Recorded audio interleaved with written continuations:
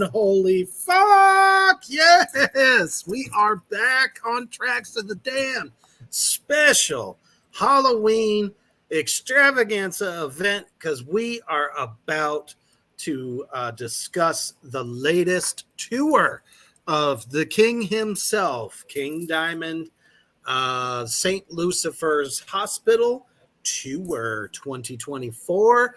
And you guys are so damn excited. You're always here before we even got on. So, man, that's just badass as fuck. We're going to be talking about all about the tour, and we're going to be showing some actual clips from this tour. So, and not to mention, today is the date that the Grand Magus himself, Anton LaVey, passed away back in 1997. And in honor of that, I was able to, it's almost slipped my mind until Beast said something, but there is King Diamond and the great Grand Magus himself, our creator of Satanism, modern Satanism today. And the fact that King Diamond is a life member there, it's just, I don't know, makes it all the sweeter, I think.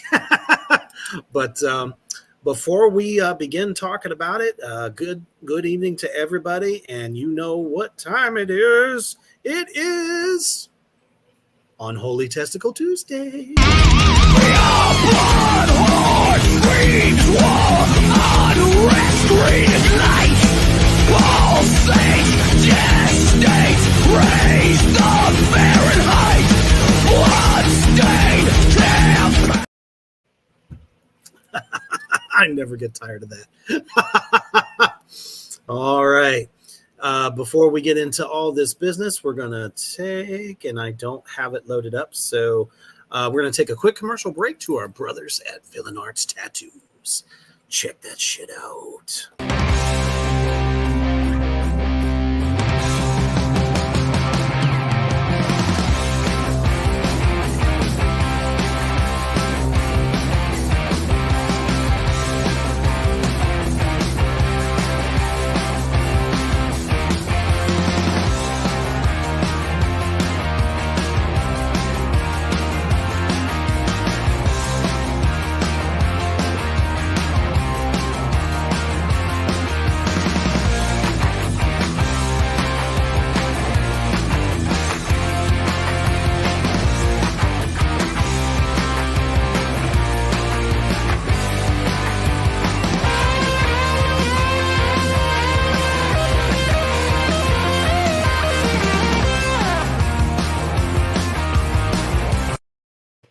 That is correct.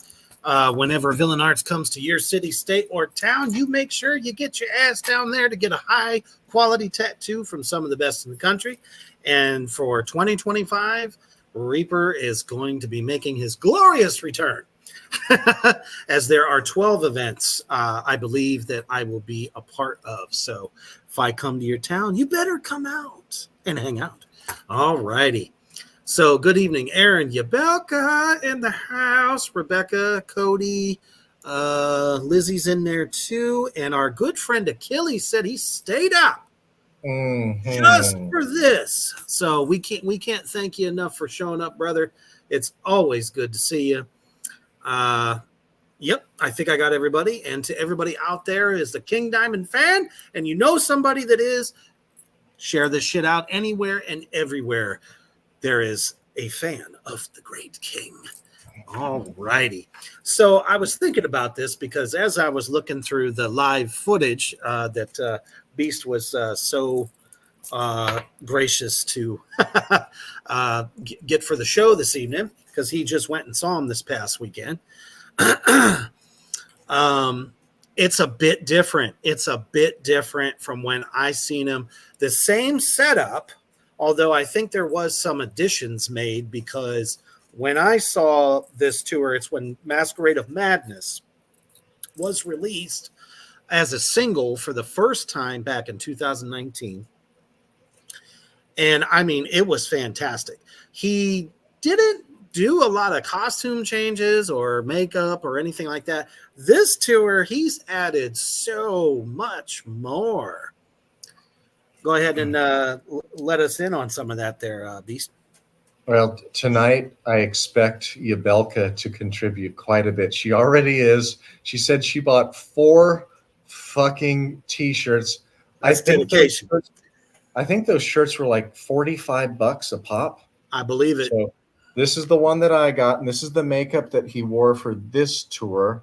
It's Fucking really, sick. really fucking creepy. Like a Sick. quarter or a third of it is a skin mask. Mhm. It was really creepy, but Yabelka will have to get my back on this. I think he changed his makeup and his costume at least 4 times. He came back to the original costumes, but still, he was changing his makeup in the middle. He had to run backstage during these little intermissions, like maybe a 5-minute intermission. They had like 3 or 4 of them, and he'd come back out, and it was a new bit of acting. They had a woman that acted, and it was so cool because Mercure was she's there. awesome. Yep. She was up high, and she only backed when he was doing the super high falsetto, the really high witch screams. But King fucking nailed it without her. But it was nice to have her as an addition. My only complaint was that they didn't bring her down and let her handle some parts of the song by herself, maybe just for one song, change it up a little bit and make it a little bit creative and let Mercure kind of shine a bit, because she came all the way. She's been on this tour, but no, they kept her. Maybe that was her choice, but she stayed way up high and you couldn't see her real well. But she just kind of shook her head just a little bit. She's really sexy up there. It was a phenomenal show. I think Yabelka may have said this was the best show she's ever seen. I agree, hands down. It was really, really good. Andy LaRocque is such an amazing guitarist. He's so nimble. He is still so nimble. He's such a technician. He hit every fucking riff just right. Every fucking note was fucking outstanding. He's older, so he's a little stiff when he's moving, but sure, they all are. I hope I can move that well when I'm that old. But it was, guys, they changed the act like 5 times in the show. It was an expensive ticket in Atlanta. It was $70 for me. I got it the day of the show at the gate. It was $70. I think it was $59 online, but I wanted to avoid all those fucking bullshit Ticketmaster fees. Oh, yeah. It takes it up to like 80 or 90, and I did avoid that. Yeah, but I was going to say, I think mine was close to that. I think there's more than half of the tour still going on. So you guys, if they're nearby, I had to drive 3.5 hours one way to see this by my fucking self. I got there by myself, and then I saw somebody from my city. He's the owner of a tattoo shop here, and he invited me to come and hang out with him and watch the show with him. Yeah, I paid a bunch of money because I got some overkill up. And Bobby Blitz was fucking amazing, just like he was last year when I saw him. Overkill was really, really good, too. Hell yeah. I was going to say, we definitely need to talk about the opening acts. Because when I saw him back in 2019, it was Uncle Acid and the Deadbeats that went on before him, which, I mean, that's how I became a fan of them.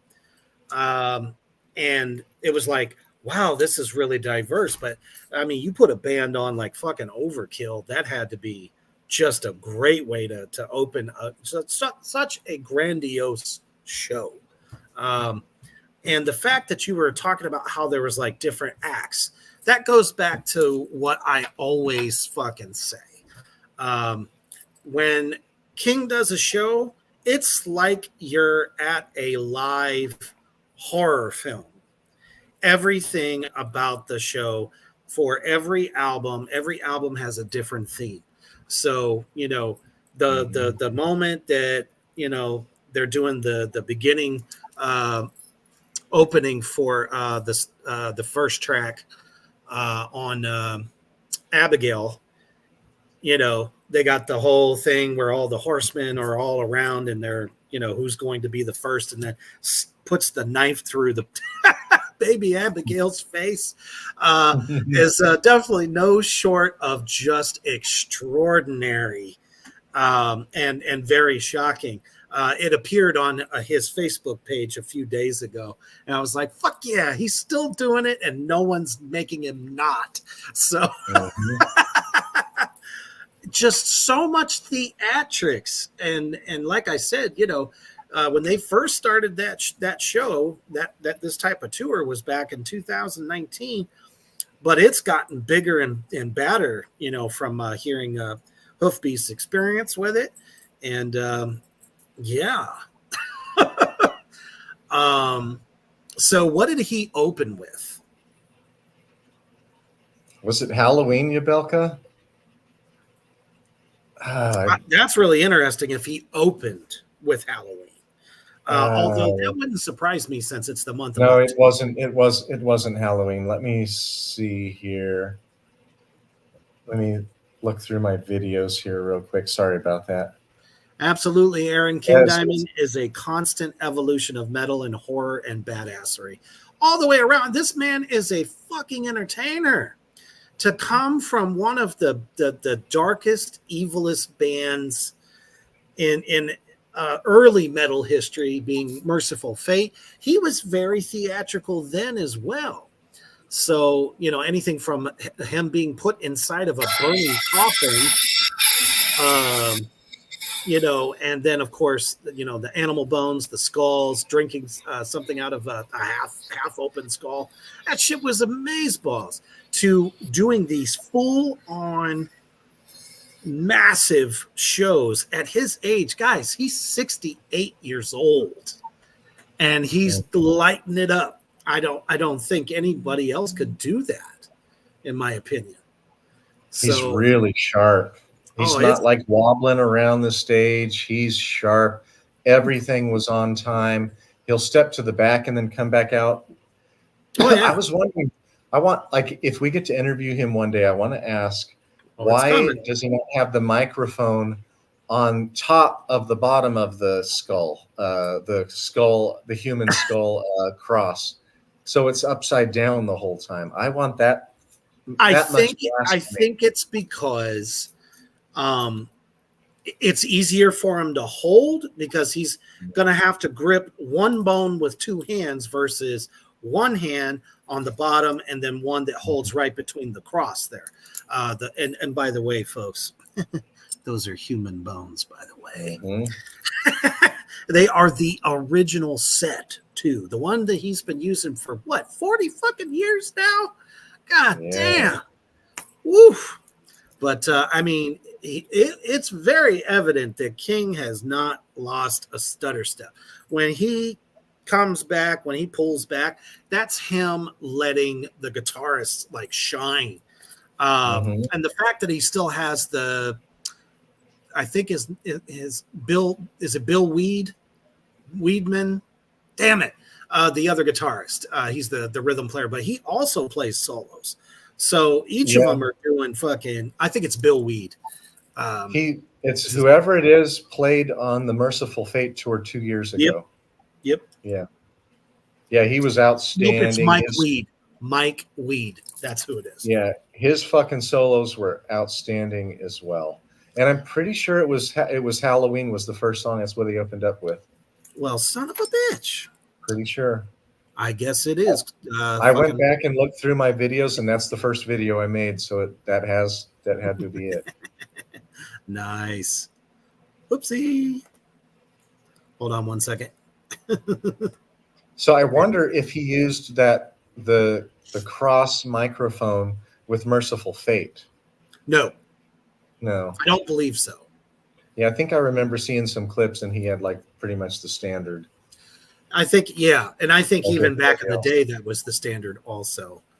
But I believe this one here is a clip of, in fact, the greatest classic metal song ever, Halloween. Check it out.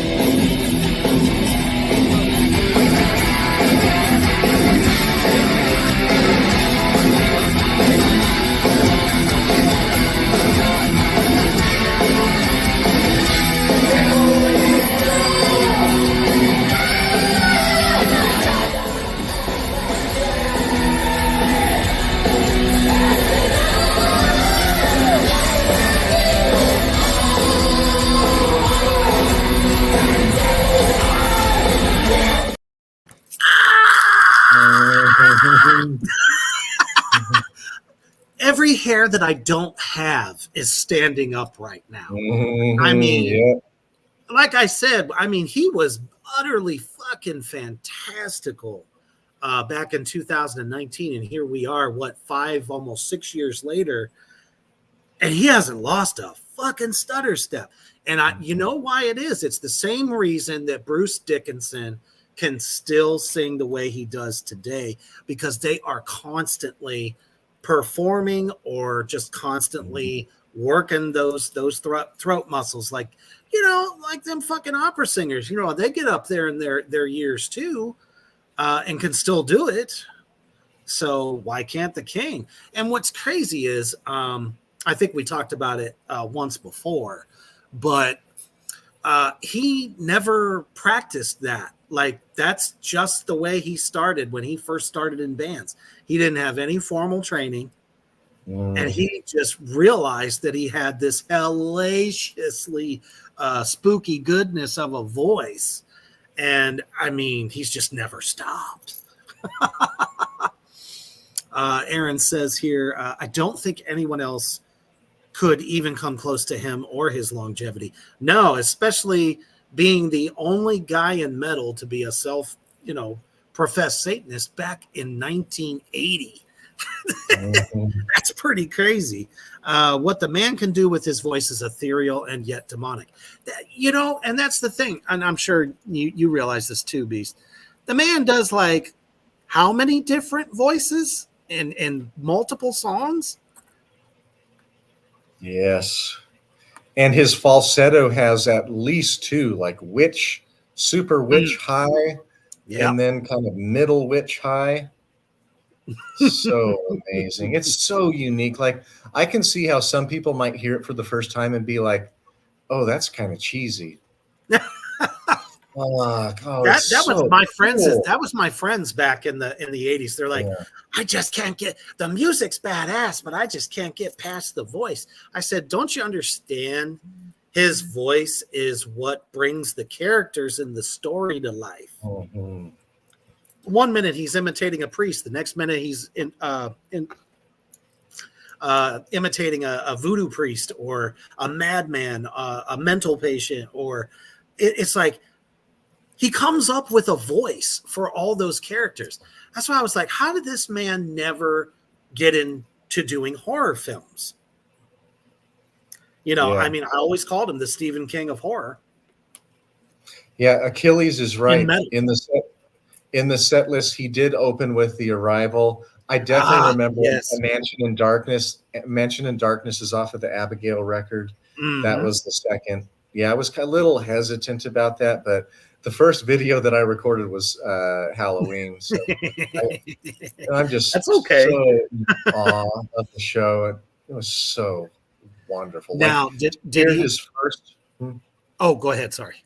Just to hear his first few lines and the first time he hits the super high falsetto was just like, oh my gosh, people were going nuts. There was a drunk guy who I think ate a turd sandwich right before the show. He kept breathing on my hair, and I was afraid that my hair was going to stink like his breath later. But he kept yelling, "Hail the King!" Everybody kept turning back and looking at him like the whole show he was doing that. That's one of those moments you just want to kind of like turn around and give them a shit-eating grin on your face. Like, fuck you, shut up. We're trying to listen, but also thank you for paying homage. Mm-hmm. I've done that many times. There were so many times that he was like so close to my head that he was interrupting me from hearing King sing. Oh man, fuck that! Because he's just blurting out like right in my ear, like the whole time. So I ended up moving way far ahead. He stayed there the whole night, and like toward the end of the show, like with maybe 4 songs left, I feel somebody bumped me on the ribs with something, and I turned to the left, and this dude offered me his pint of Jim Beam. And I was like, fucking cheers, dude. And go, go, go, go, go. and so I had my little dab vape And so I let him take a rip on that bad boy. See, you So guys I bonded. tried to pay him back a little bit. You bonded together, you know? Ah, man, and it's always funny stories like that at some of the most epic concerts.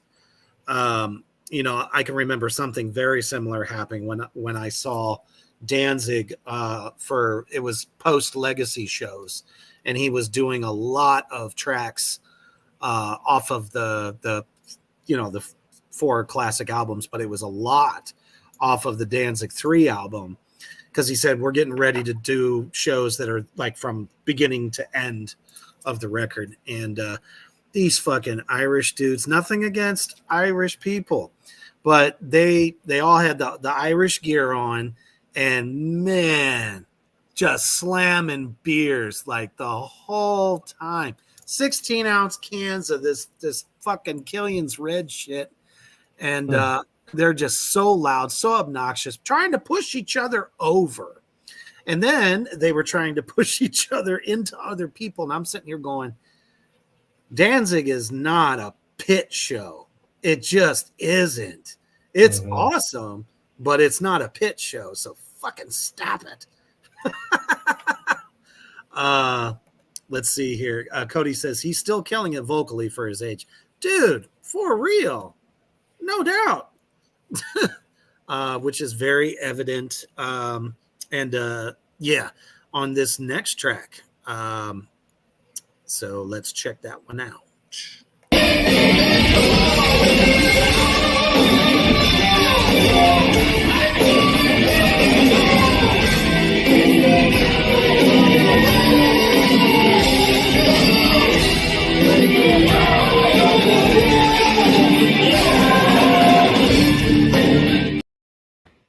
Every time he plays that song, I am just fucking, I'm in all my glory, because I loved that album so much, and that album got so much hate.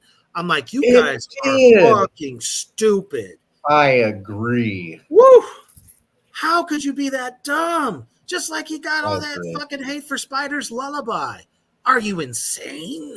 That was like his heaviest fucking record, like music-wise.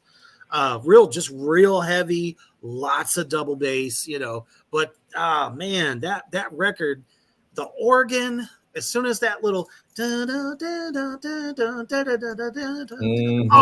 come on, how can you not get down with that?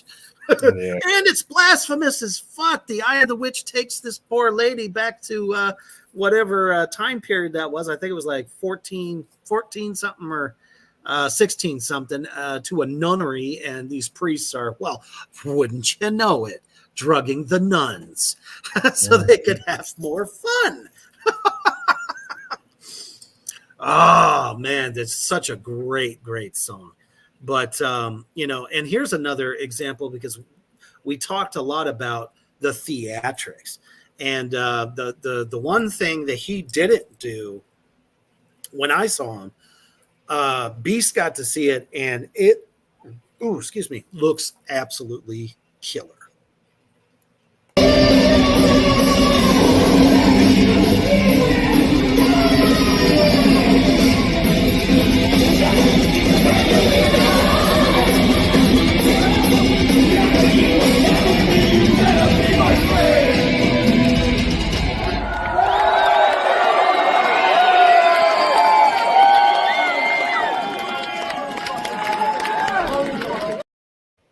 That was a great clip, great timing, because right before you did that, about 1 minute before you showed that clip, Achilles wrote, in the song Welcome Home, King is wearing a mask. Do you think there's a connection to the storyline involving Grandma from the album Them? That's what I thought it was, for sure. Because he brings Grandma on stage. You saw him, or her, sorry. You saw her sitting in the chair. Now, when he sang it previously, he was still in his regular getup, his regular makeup, all that. He didn't put on no wig or nothing, but he was doing that to simulate her parts, that she, her lines in that particular song. I thought it looked really, really fucking good. It didn't look like a mask to me. It just looked like a bunch of white makeup and just a little bit of black around. He just barely, the makeup artist just barely blended it out with a really fine blended. The transition went from like black to like a 1 value and then into the white like so well in such a short distance. That was fucking creepy. Yep. And me to see King without like a hat and to wear and because he wore a hat for everything else other than when he had the white wig on. Yep. That was fucking creepy.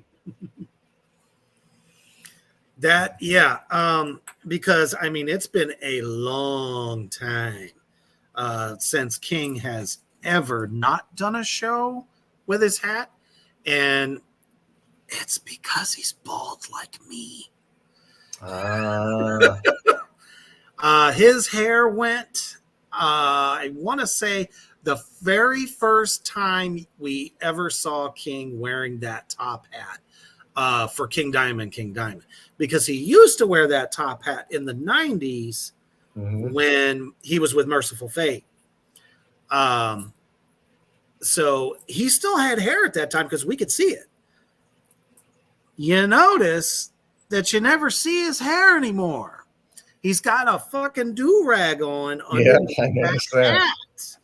And that's fine. And I think it's because I swear, when he came out and did a rendition of Merciful Fate's Return of the Vampire, he played it live at the Metallica. Oh, they were doing like the 30th anniversary, and they did a big old hoo-ha about it. So Danzig came out, sang some Misfit tunes with him, but they also brought King Diamond, and he was bald as fuck. So I know and that's one thing about King. He had one of the most illustrious heads of hair that I could ever imagine. Just legendary, as you can see right here.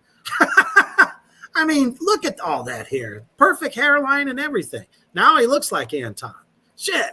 So, but the fact that he's now donning those signature mutton chops again, I was like, oh, man, that takes me back. That was like a signature of his. Always had them big chops. So, yeah, absolutely. Achilles, do you know that was a mask when he's wearing the white hair? Because I didn't have my glasses on and my vision's a little blurry, but it could totally be a mask. Like I could tell that on, I think it was the second act and then the last act, it's this face for my t-shirt. When you have that does have a chunk of a mask that comes down maybe about 1/4. And it's like a skin tone mask. Like I could see that, but maybe it was a mask. Now, with that particular mask, though, what song did it go with? Was there a particular song? Abigail. It was Abigail, and maybe I think he wore that maybe when he sang The Eye. Well, we just saw The Eye. It didn't look like he was wearing it. Yeah, maybe it wasn't. I'm just wondering, what the mask, because, I mean, anything from the Puppet Master to the Graveyard, Voodoo. I mean, there's all different kinds of things that he could probably do to emulate some of those classics. I'm sure some of them are easier to do than others. So I don't know. I like that edition. I think it looks great. But we also love our classic King as well. And in this track.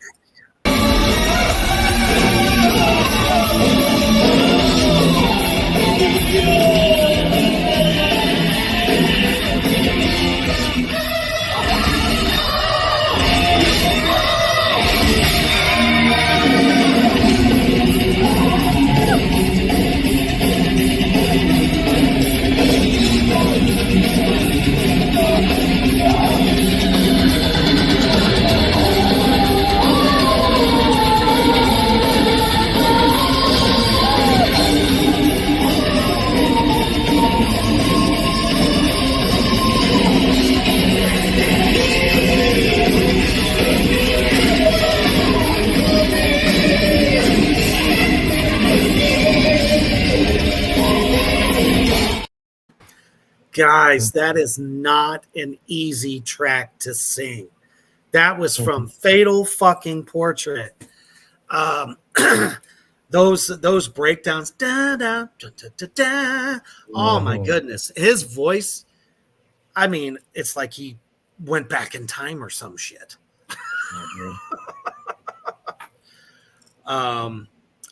You know what I'm wondering? Did he do his Timmy Hansen dedication song? I'm not familiar enough. Oh, okay. Well, there's Yeah, one no. there's one song on Abigail that when they play it, he always dedicates it to Timmy Hansen, who was his longtime bassist. He was the original bass player of Merciful Fate, and followed him when he went into the solo career. So I guess I'll ask Achilles and Yabelka if he played that track. It's pretty sure it's the Black Horseman. Yeah, It is one of the most beautiful tracks that is so fucking heavy, but it's full of emotion because that's when Jonathan gets thrown down the stairs. And they have an actress that comes down the stairs doing all the ethereal movements. I think they did have the actress come down the stairs, but I don't remember that song. The only ones I remember was the Mansion. He said is not on the Mansion. set list. Yeah, the Mansion in Darkness, and Abigail was the last song. Because I remember I caught a video of it. I actually had tears coming down my eyes because that was right around when Timmy passed from cancer. And he was just an amazing bass player. Nothing against the guy that's rocking out, the 4-string motherfucker right now. Damn good. He's incredible. But so was that chick that filled in for him on the Merciful Fate tour. She's killer too. Wow. But it was good to see him back. Yeah, all three of the guitarists have got to be in their 60s, and they easily. They were outstanding. And having to walk up the steps and come down and not break an ankle and fall down and break their neck. Right. Oh, excellent question. How did you find the new songs? I found both of them to me to be kind of more avant-garde and not and maybe disjointed. They don't flow like the riffs that are so memorable, at least live. I've only heard them live, those two. Right. They weren't near as catchy, but they're playing up against the King's all of his best songs. It is kind of hard, isn't it? Yeah, it just didn't grab me. Like they played it one time when they've got I don't know if that was a fake dummy that's in the coffin, like kicking around for one of the songs, but he played, and I don't remember which one it was, but it was one of those two. I think it was Electrotherapy. But yeah, they just seemed disjointed, and it's like they weren't as catchy. But of course, I want to listen to them again, and I'll buy the album. Yeah, well, shit, yeah, of course. I wonder if it's kind of going back to, because if you remember them, Conspiracy, and of course Abigail was very proggy. Definitely. Way more complex. So I wonder if that was kind of like going back to those roots a little bit. And maybe some folks are just not ready for it. That's possible. But then again, we think about those songs on those albums. They were epic as fuck. Every track was light up magic, no matter how many different parts it had. Did it have any breakdowns or interludes, bridges? Yes, like there's loads of variety in it, but it just doesn't have those Andy LaRock riffs. Riffing. Yeah, like it's complicated stuff. Like this is not easy shit to play. No. But it course. it doesn't have the flow and the continuity together to where it's catchy. They just didn't seem catchy. But I've only heard them one time, and it was live. Of course, every other song they played, I'm pretty familiar with. So I Mhm. I was like, oh yeah, I know that song, and so it's very catchy. Awesome.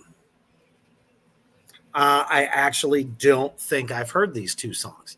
So it sounds to me like they dropped it specially for this tour. Yeah, And what a way to do that. Like it's almost like they're test marketing. That's like how many, I mean, it's supposed to be a double album. Remember, it's supposed to be two vinyls, two CDs long. So they could be like test marketing which ones people are gonna dig before putting it out. Maybe they'll cut some out. But then again, how can you cut it out if the story, if it's pertinent to the story? How did you find the storyline so far of the Institute?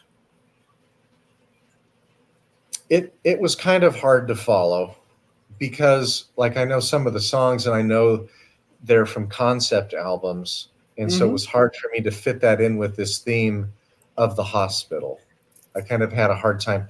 But what they used to try to thread it and connect everything throughout was this actor dressed in she played like a little girl with fuzzy pigtails, and she had a role, and she was throughout most of the songs, and coming out and kind of stumbling along, and sometimes she'd be sitting at the top, and Interesting. so he tried to bring it together that way. I did have a hard time following exactly what he was trying to communicate related to that theme, because I was gonna say it's pretty fucking gutsy to drop new songs that no one's heard of and only have like this much of the storyline. I mean, obviously it's going to be fucking sick.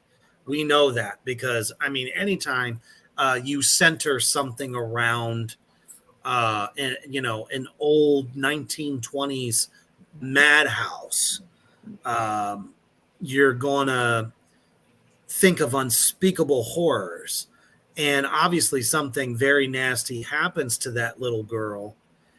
But is she like the epitome of evil, or do they create her and she becomes the epitome of evil? She seems possessed toward the end, the way she's kind of walking around and kind of jerked. And oh, that's awesome. Almost like House on Haunted Hill style. I love it. Yeah. So fucking cool.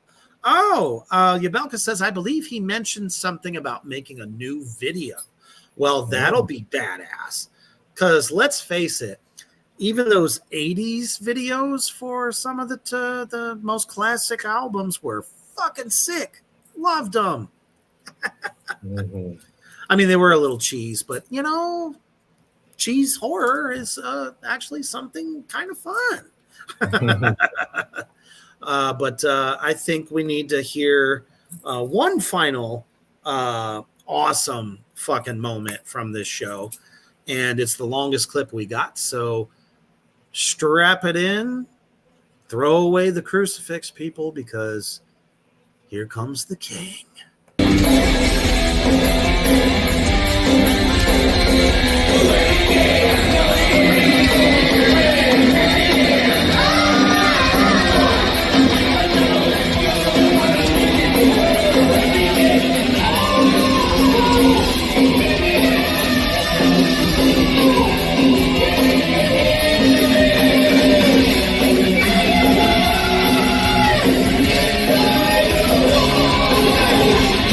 Yeah.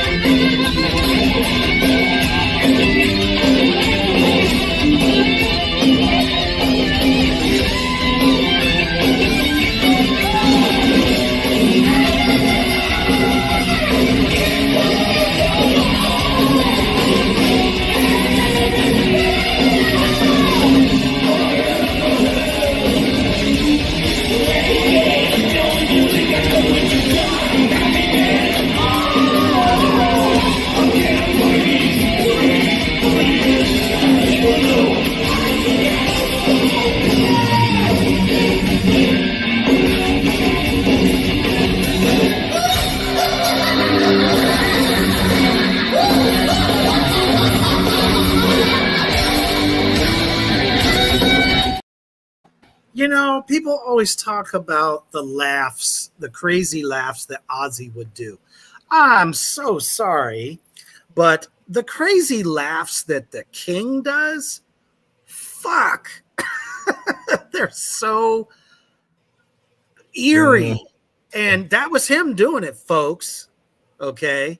Now the sound guy makes the echoes happen, but that's him legit doing that. I love the fact that captured Mike Weed doing the guitar solo there.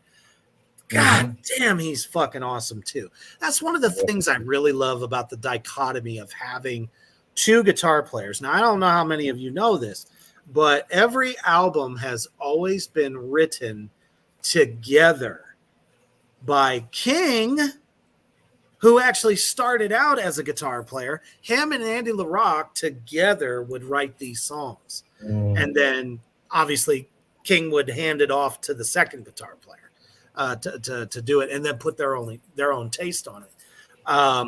But the fact that each one of them does the soloing, I think is just genius.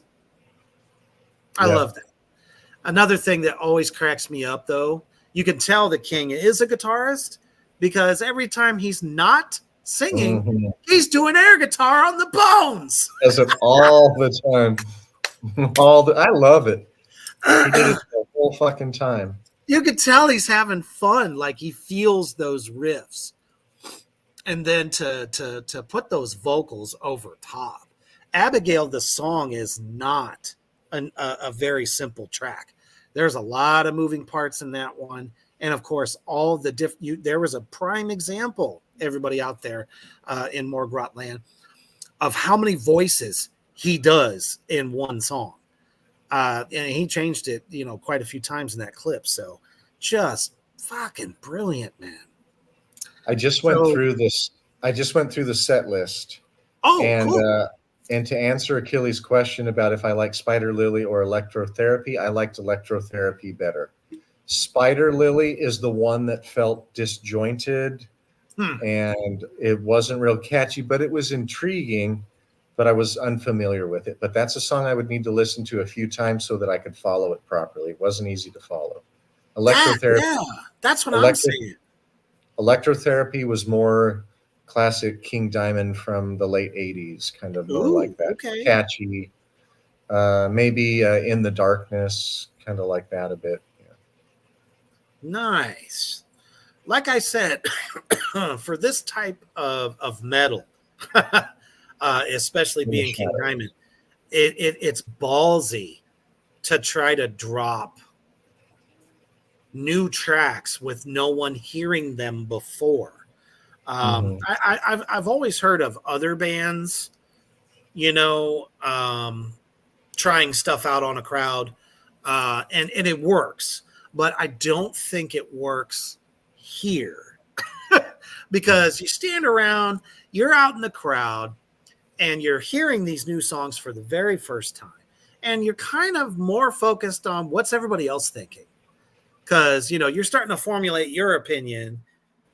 But then you look at everybody else. Is everybody else getting into it? And you're like, do they feel the way I do? Because obviously when people hear material that they're used to, they're going to go nuts. They're going to go wild. They're like, oh, that's my song. But it's kind of tough though, and that's probably one of the questions I will ask King when I finally get him, when he's not touring and this album is coming out. Well, it would be amazing to have Magister Bill on with him. Oh, fuck. If King would do that, like that would be so cool. Like I'd be willing, if I was allowed to be on, I would just ask just a couple little questions and let you guys do most of the talking. I can sit back and come up with something that will question like the creativity and stuff like that and bring that out. That'll be a good question that I know King as an artist wants to answer and talk about. And right. I think that's one of my strengths when I do interviews, but I would love for Magister Bill to be like, that would be pretty fucking cool too. Oh, it would. And I remember asking Magister Bill when he was on the show last year, what does he think about King Diamond? He's like, well, I never met him. Mm. He's like, I know that he's a lifetime member, and we appreciate that. Because what he portrays, especially in Merciful Fate, is a lot more hardcore than Mhm. what the Church of Satan's philosophy Yes. is. So, and I think they get it. It's smoke and mirrors. People highly recognize it, and well, it's built his incredible career. Because when you think of all the heavyweights of metal, King stands out more than any of them, in my opinion, because absolutely nobody else sounds like him Mhm. I agree. Nobody at sounds all. when you hear the King, like you might relate to Judas Priest a little bit, Rob Halford and his high range, but the King does it, and it's so creamy, smooth, like Yeah, fun, the way the King does it, and it and sounds like darker. effortless. Yeah. I mean, that's the main thing. He was the one waving the flag for darkness. Everyone always and congratulations, by the way, to Ozzy Osbourne for being inducted finally for his solo career at the age of 75. Hmm. Yeah, let's try to wrap our heads around that one. He always called himself the Prince of Darkness. He always did like the some theatrics, but nobody does it like the King. No. What I mean, shit, at the age of 68, look at what he's doing. This is how longevity stays. Mhm. He's still putting out new stuff. I mean, for a guy who had not one, not two, but 12 heart attacks and is still here and doing what he's doing now, I'd say he's definitely touched by the devil. I mean, that's impressive. He just couldn't. And the fact that he was such a lifelong smoker and his voice can still do Yeah, this. really. And guys, those of you who play guitar, go see this tour. If you've never seen the King, just get on the right side of the stage. Andy LaRocque stays on only the right side, except for one time in this show did he go over to the other side.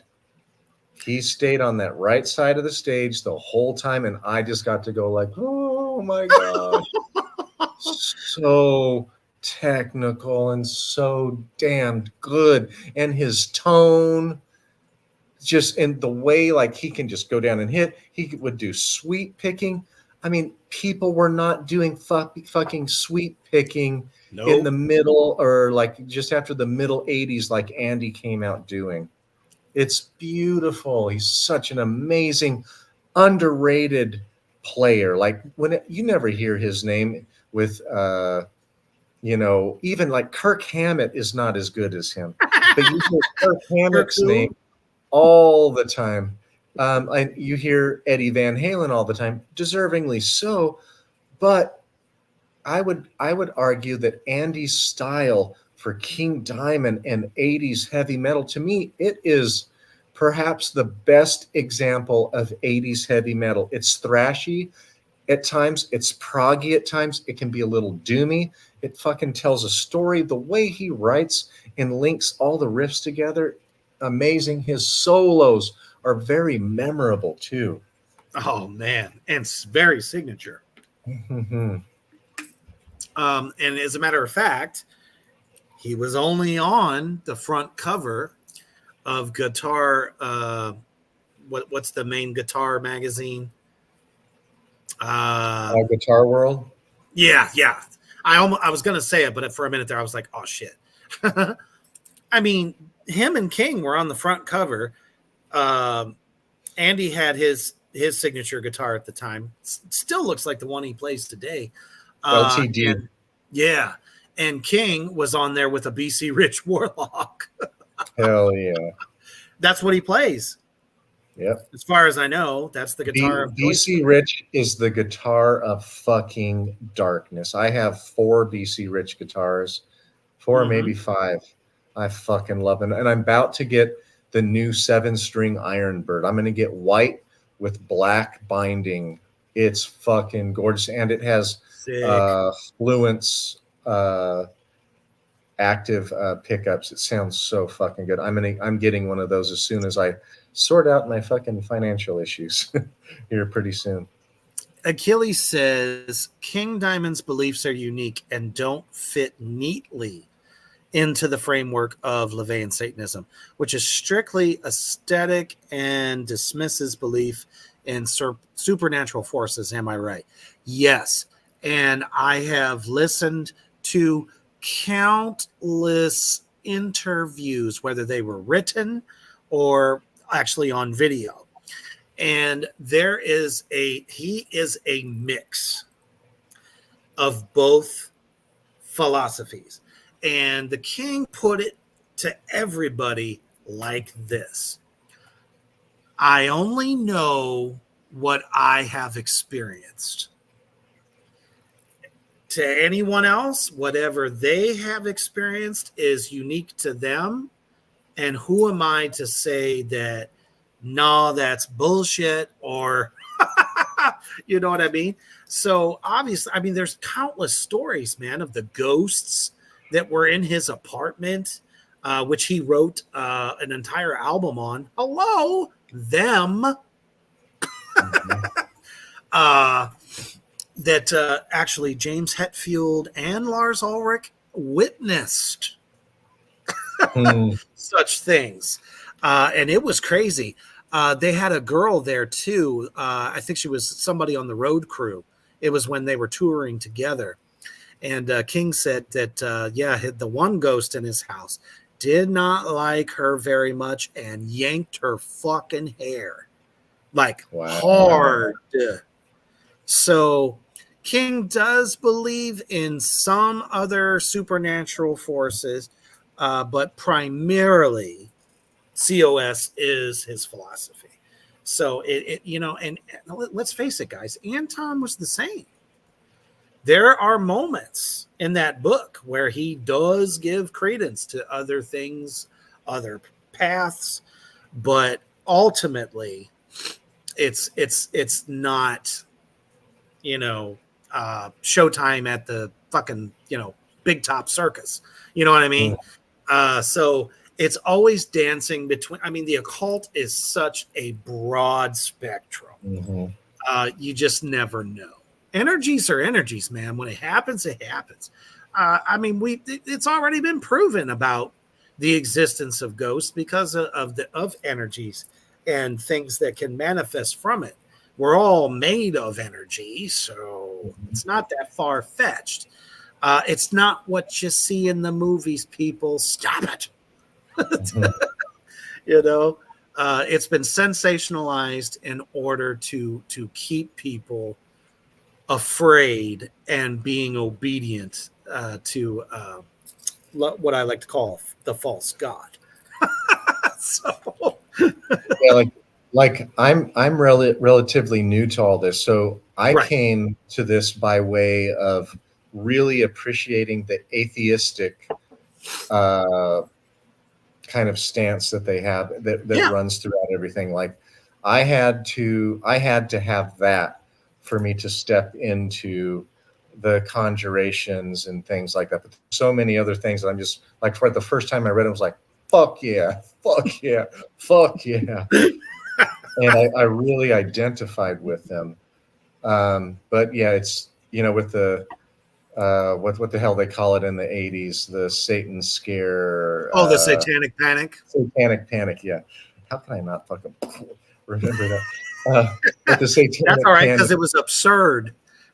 Yeah, and it's so fucking misunderstood, but I really like the King's answer to that. And see, that's why I think if we get the King on here, he's going to have an interview like I don't know that he's ever had one like this with, and especially if we were to get the Magister on at the same time, like that would be fucking That'd be crazy. epic. Like that should go fucking viral to have the Magister on there. Ooh. I will extend the invitation, but Magister Bill is very unique. I don't know if he would be comfortable, but if for any reason he says yeah, I'll be like, come on. And I wonder what version of the king we're going to get if he's going to wear the mirrored sunglasses, because I love that look. It's so I guarantee, which is so funny because I have taken some very prolific photos when I was wearing the almost the very same kind. And that's why I got them, because I'm like, King Diamond, yeah. If I'm not in makeup, what that? it just looks badass. But at the same time, it's very, very signature for him. And if he does, great. And if he doesn't, just as good. Gosh, everybody's, just like always, everybody's contributions have been outstanding. It's so nice to have Yabelka commenting a little bit more. Oh, yeah, absolutely. But Achilles' questions are really fucking good. Every one of them, especially the last one, because this is so important to the king. It is. The Leviathan Satanism. It's very important to him.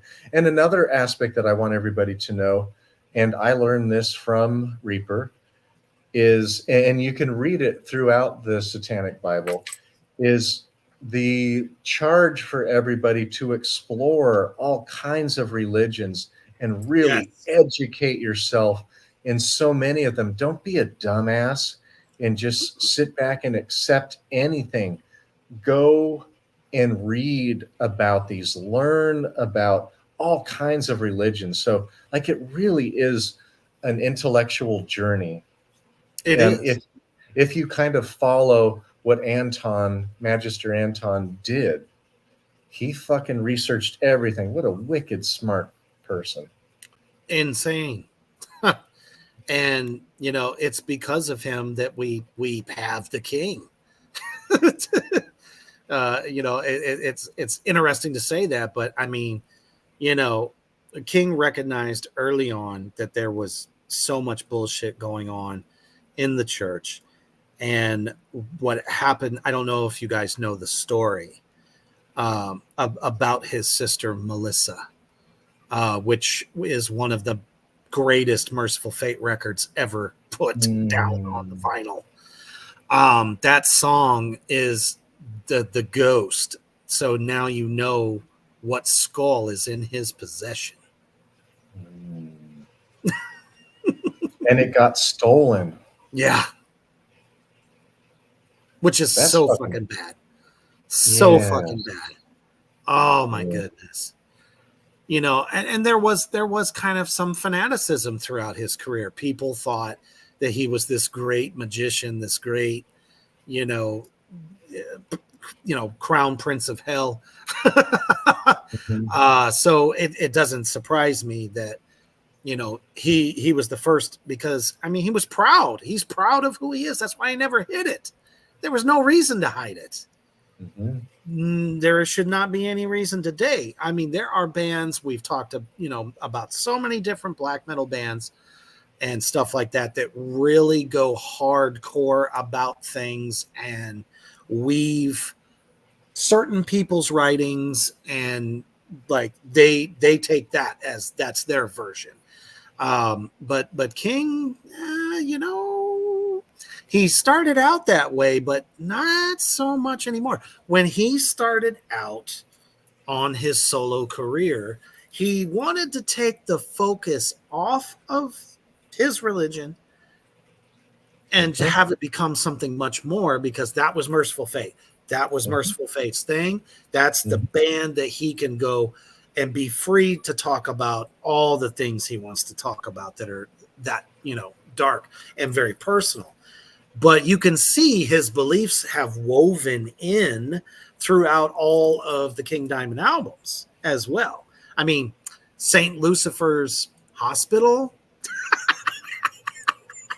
Come on. It's still just as prevalent today. And let's face it, he's 68 years old. He's not wearing a shit ton of necklaces anymore. He wears one, and it's a single upside down cross. A very clean, simple. Yes. Very clean, very simple. And boy, does he give horns throughout the show too. But if you go, Andy LaRock only does this. He just points up, one finger up. So they still get along. And see, we can get along, people. and there's a clip on a documentary on King Diamond where King outright says that. He says, no, he says we should be able to believe what we want to believe and hang out and get along with anybody. Because it's the same thing I've always said my entire life. I don't have problems with Christians. They always have a problem with me. Mm-hmm. So I look at it this way. It's the same thing. If you're an asshole, you're an asshole. If you're not, and you're being a good human, fucking believe whatever you want. I don't care. You know? And, you know, thanks to King, he has given us a body of work that is so unsurpassed. If anyone else from the metal community that should be inducted to the Hall of Fame, and I know that the Hall of Fame is really not the greatest institution for rock music, because let's face it, you have country's in there, hip hop is in there, but damn it, there should be a place for the King. I'm sorry. That's how I feel about it. And luckily, we do have metal awards. I forget exactly what it's called, but I would love to see, you know, him win something. A Lifetime Achievement Award. I mean, he was a pyre fucking-eer, and he waved the flag for what everybody in the world was so afraid of, and, you know, really brought it down to brass tacks. Like, you guys are fucking stupid. This is what it is. We don't need Christians. He had an easier time in Europe because Europe was, back in the early 80s, was much more accepting. But in the States, hell no. Oh, no, he was fucking picketed every time. Achilles with another really good question. Ooh, let's see. If you had to choose only one album from King, which one would it be? God damn it. It's so hard. It. Why would you do that to me?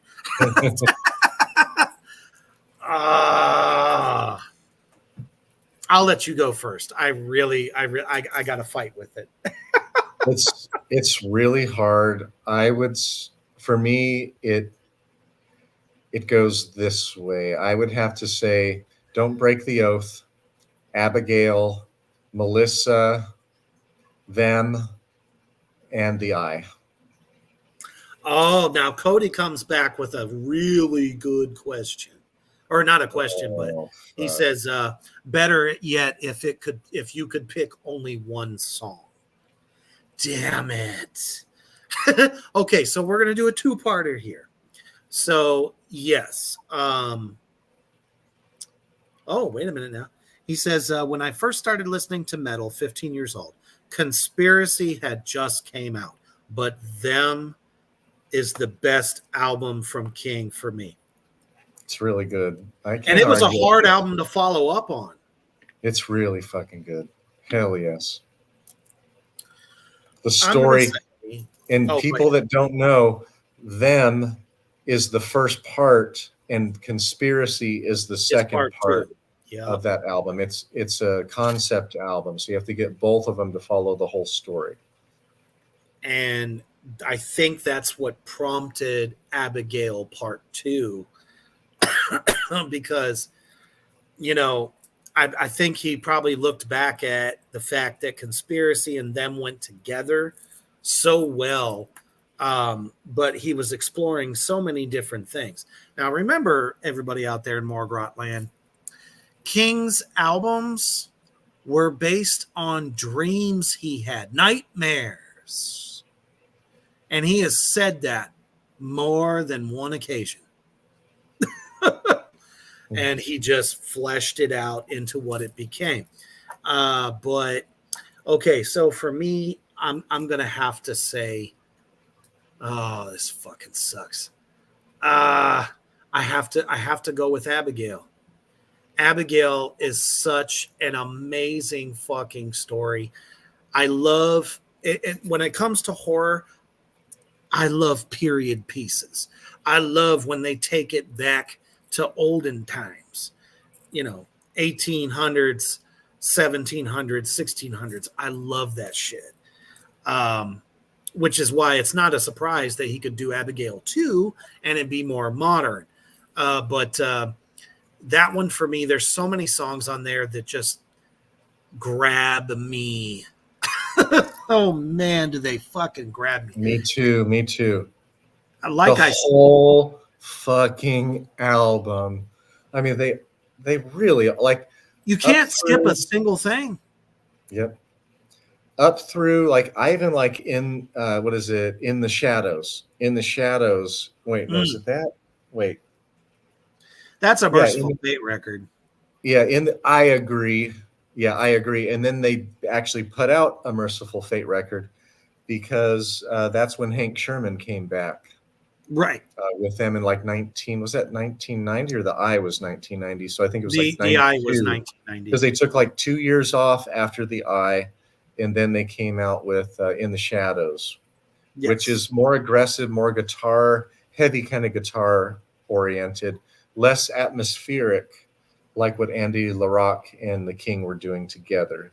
Yes. Which I kind of like them mixing it up like that because things were going more heavy.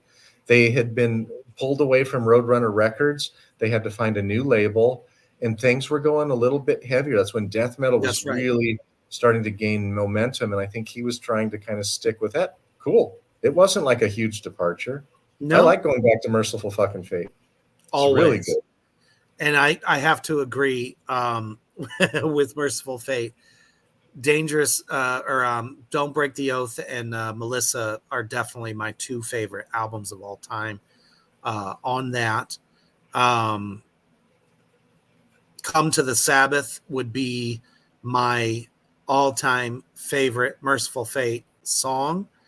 It had groove, it was proggy, and it was thrash metal all at the same fucking time. Abigail, I have to say, it's the Black Horseman. That final track that gives you the ending of what happens between Jonathan and Miriam and Abigail, the whole 9 yards. It was so action-packed. It starts out with such a beautiful acoustic opening. And then that was one of the things I was going to say about Andy LaRocque. His classical guitar playing is fucking unmatched. So fucking good.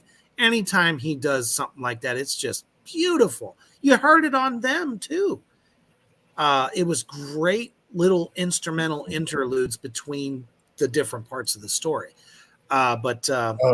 How about Insanity on the Eye? Oh my God. Oh, that's so fucking beautiful. Good too. Yes, You Achilles. guys want a beautiful fucking instrumental. Oh my gosh. The Lake. The Story of the Nun. That was so fucking eerie. I love that song. He played it. He played The Lake in 2019, and I was like, I waited 30 years to finally get to see him, and he played that song, and I cried. Of course, because it's an emotional song. It really is. So yeah, I feel you on that 1,000%. Nightmare is definitely a good song for Merciful Fate as well. Hell yeah. How about Cody and Yabelka and Aaron has been given a lot of comments. They sound like they're pretty big fans. What's your favorite album if you could only pick one, and what's your favorite song? My favorite song is Abigail, just because that is the song that's in my head the most. It is the catchiest out of all of them, and I love his transitions in the mid-tone falsetto and then going up into the high wicked Yeah, witch. It's he so flawlessly fucking moves between the beautiful. registers. Yeah, Um, so damn good. it's that epic line that always gets me. I am alive inside your wife. Mhm. uh, that is a ballsy fucking thing to say. And he feels that. He makes you feel that shit. So to hear those classics in this day and age, and it's being done flawlessly, and goddamn, the drummer, man, Mhm. he plays Mickey D's parts He does. stone fucking Mhm. cold, note for note, and it's as though he wrote those parts. And I gotta give it to him. his posture and the way he hits is like when I saw Mickey with Motorhead, Oh yeah, 2012 or 2011, was it? And he hits Mickey hits fucking hard, yes and he this does. dude hits hard like Mickey does. It still would be amazing if Mickey would, like, I don't know what Mickey's up to right now with Motorhead being disbanded with He's Lemmy doing other passing. things. He's with the Scorpions. Oh shit! Merciful Fate would be. I wonder if he just didn't get along. Do you know why they broke up? Why he left? Musical differences. He Yeah. did not like the direction that Mhm. that King was going towards. Damn. Well, he left. He only played for Abigail, or no? Did he play it for He Fatal did Fatal Portrait? Portrait, Abigail Abigail, and them, them. and then Conspiracy. Yeah, but I think Conspiracy. I don't know that he recorded it, but he was the session drummer for the tour. I think. I No, think it might he have been was that. the No, he was the session drummer for the album, but did not do the tour. oh, okay, okay. Didn't And do I'm the tour. sitting here going, you didn't like the direction that Conspiracy went in? Yeah. I mean, when you think about it, how fucking technical was them? All the different time signatures, all the different groove changes, and then to do Conspiracy, which was a bit more straightforward. You know, I think he really liked the prog stuff. I liked it. Yeah, I could see Mickey It not was liking. cool. Yeah. One thing that I didn't like was the album covers between them and Conspiracy, no relationship. So you have no idea that they're tied together. And I wish that, I mean, it's cool. Like, I love seeing the King's face like right up close on front of the album cover, but I wanted there to be that connection, and kind of like Candlemass. Like Candlemass's second, third, and fourth album, they're all like Hudson River Valley Yes, paintings in the background, and it's really nice. And they're different, but they go together. I felt like Melissa and Don't Break the Oath, those go together, but they I do. wanted that artwork to go together. Fatal Portrait didn't go together, but No, Abigail and them definitely did. To me, it felt like they were together. Conspiracy, the art was hidden on the inside of the booklet. It was on the back cover too. I don't know if you saw that. So yeah, the front cover is his face, but if you flip it around to read what the track listings are, it's artwork that shows King, the character in the story, standing at the graveyard of his sister. So, because she was killed by them during the Them album, so that was the moment, because when King is standing at her grave in the beginning of that album, that's when he barters the deal between him and them that they can have Amon. So that's why that first track, At the Graves, that's where that artwork came from. So that's how I see the connection. But at the same token, he added blood to his makeup. So it's kind of like he just barely escaped them. And now it's the aftermath and he's beaten up. That's kind of what I took away from it. But I could see what you're saying, because the artwork for them, holy shit. And then again, I don't know if y'all saw this, and you can go to King Diamond's official Facebook page. There is a gentleman that built a life-size replica of the Them house and donated it to King. Wow. Go and see the video. They take you all the way through the house. And it's got things in there from the album. It's like, I don't know what to say, just a beautiful piece of architecture.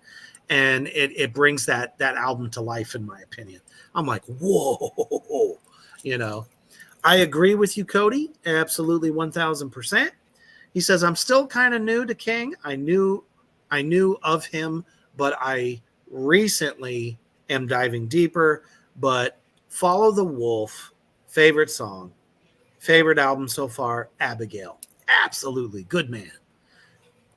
And for anyone out there that's been watching this, if you are new to the King, start with that record. Because honestly, the true King Diamond sound was born on that record. Nothing against Fatal Portrait. Fatal Portrait was good, but he hadn't quite arrived. I do suggest you listening to it, because there's so many classic songs off of that album too that are so good. Halloween, that's where Halloween came from, but it wasn't a full concept record. To really understand the legacy the King has given us is the fact that the concept albums, the horror stories, began on Abigail. So thank you guys so fucking much for joining us tonight. It's one more day till Halloween. Fuck. Could not think of a better way to just make it that much more awesome. As you are preparing for Samhain, let me tell you, make sure that you set out a plate for all of the dearly departed that may come through your house. They may not be family members. They may be wandering spirits that you don't even know. But when they come through, the most important thing is give them some food. Let them have their favorite thing.